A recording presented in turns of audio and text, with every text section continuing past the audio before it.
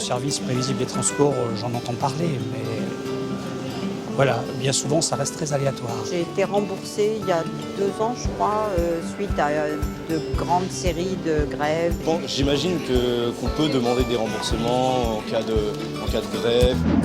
Aujourd'hui, Consomac vous dit tout sur le service prévisible dans les transports en commun et sur vos droits en tant qu'usager. Bus, métro, trains régionaux, nationaux. En cas notamment de grève ou travaux, le transporteur doit mettre en place ce qu'on appelle un plan de transport adapté, c'est-à-dire la desserte des points prioritaires avec différents niveaux de service en fonction de l'importance de la perturbation. Par exemple, lorsqu'on parle de service minimal, cela correspond à la perturbation la plus forte. Dans ce cas, les points de desserte prioritaires sont les écoles, les hôpitaux, les services administratifs et les gares. Mais quel que soit le degré de perturbation, le transporteur est obligé de prévenir tous les usagers au moins 24 heures avant le début de celle-ci. Affichage en gare, mail, SMS, peu importe le moyen que ce dernier utilise.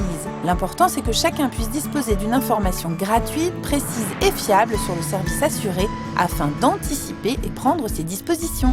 C'est pourquoi il faut être bien attentif à l'affichage en gare et ne pas hésiter à consulter le site internet du transporteur. Sachez qu'en cas de grève, le remboursement se fera automatiquement, l'annulation est sans frais.